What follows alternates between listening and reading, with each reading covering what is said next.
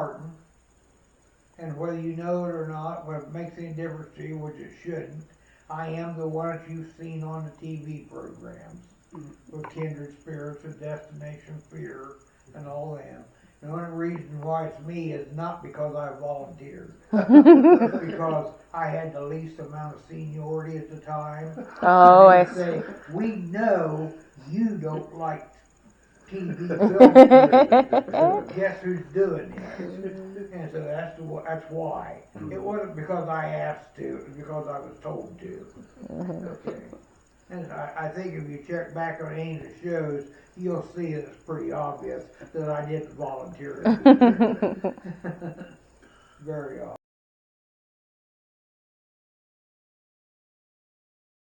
I got one story about one person that I'm going to tell you here. Okay. Mainly because she is still here.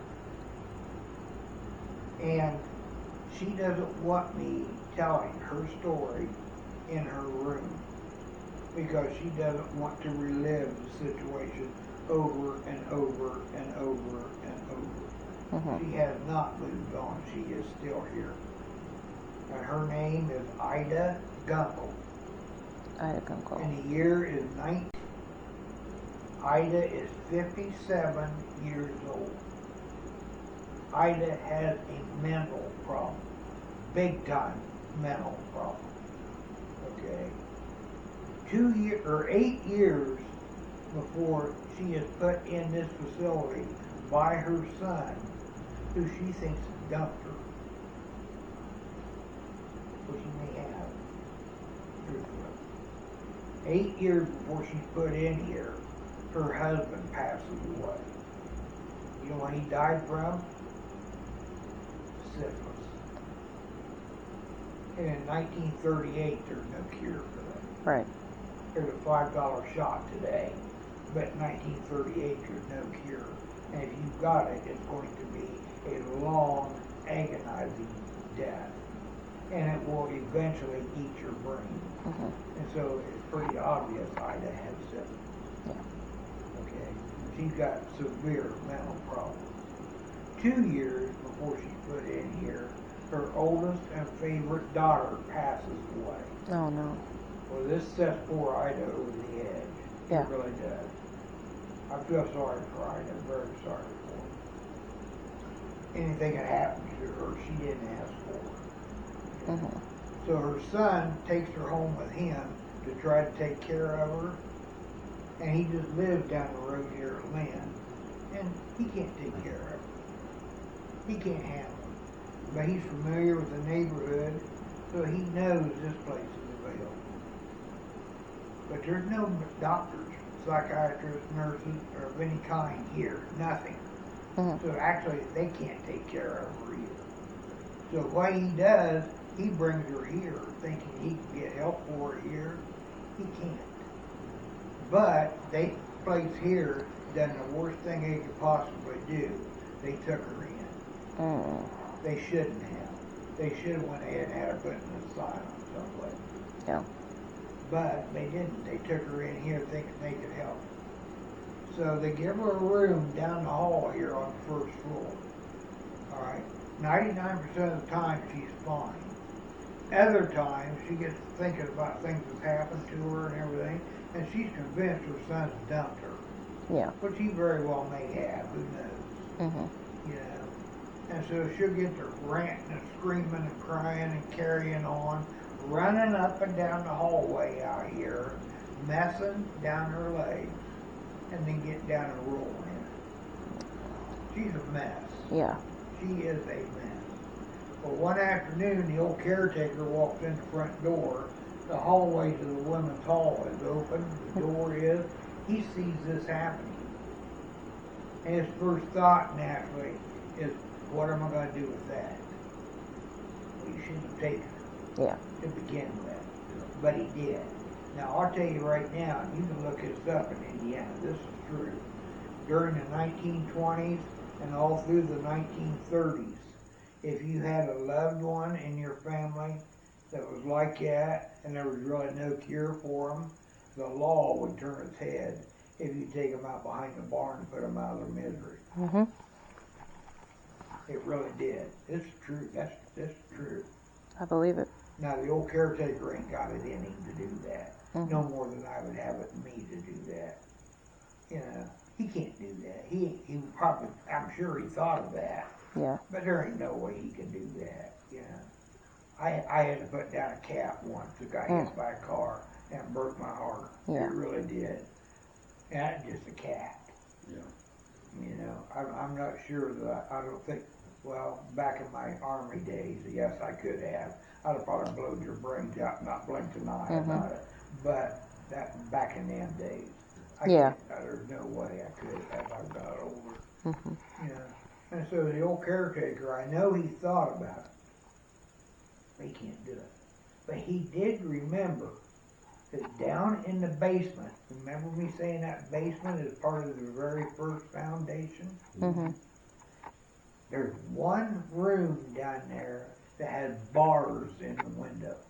One room. The only window in the whole building that has bars in the window.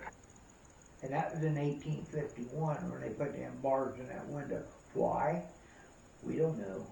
We don't have a clue. Today we don't know. But back in 1938, the old caretaker knows what he's going to do with that room. Yeah. Mhm. So he takes Ida down there and her bunk and all of her belongings and puts her in that room. Now there is a door down there on that room. He could have locked her in there, but he don't lock that door through the day. He don't even close it. She's got free reign of the building through the daytime. Mhm. But at night, every evening, his wife comes down the hall, pulls the door shut, and locks it. He got 350 acres. He got highway out here right now, was here then. If she gets out at night, you're going to lose her. Right. All right. Besides that, do you know why he left the door open through the daytime? This is the truth as well. Every time she got to go to the bathroom, do you want to take her? Mhm. Every time she eats a meal, do you want to spoon feed her? Right. He didn't want to either. Mhm. So he figured if she could be tend to herself or other people she could watch and learn from, Mhm. it might help. You know, which is pretty good reasoning, actually. I think that's good reasoning. But it didn't work. But he thought it was good reasoning anyhow. Yeah. And that saves him from having to tend to her all day long.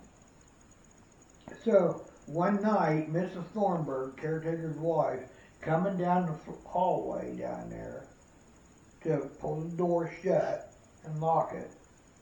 Ida hears her coming, hollers at her, "Thornburg, I need a broom."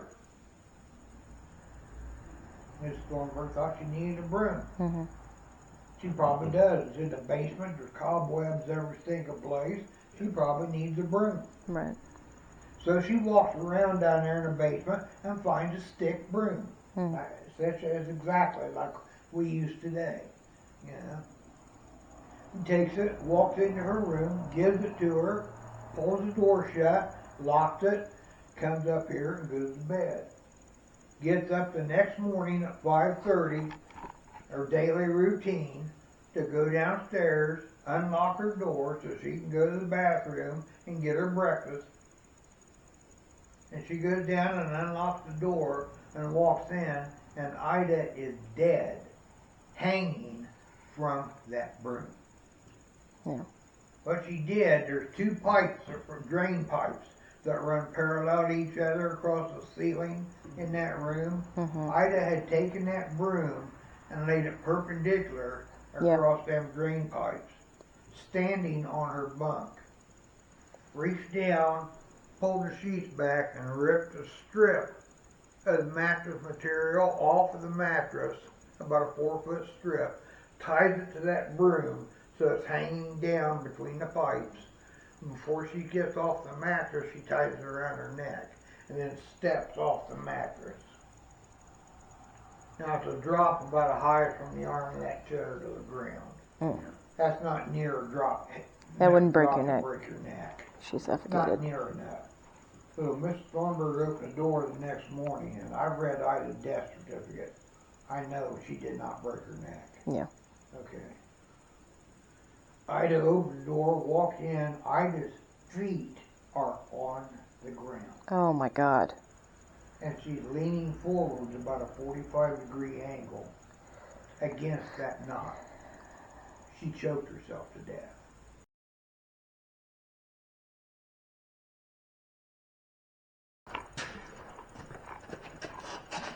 There you go. She is in there. Ida, you got company tonight, dear. Hi, Ida. Now you see the light bulb on the ceiling? Mm-hmm. There's no electricity going to that. Okay. So if your K2 meter's peg, it's her. Well, okay. There's no electricity going to that light bulb. All right. Okay. So Ida is definitely in there. And yes, the broom's been taken down. It was right up there across them pipes. Yeah. Yeah, I think some of the videos we saw, the broom was still there. Yeah, well, Richard, one of the part owners, one of the twin brothers that owns it, he don't want to irritate her very much, so he takes the broom down That every makes chance sense. he gets. Yeah.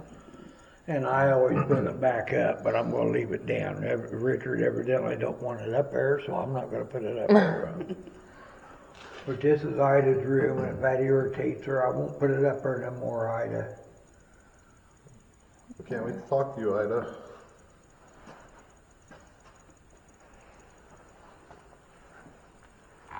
Y'all got spirit boxes? We do. Okay, she can contact the spirit boxes. Yeah, we usually do the SD sessions. Mm-hmm. Okay, let's move on.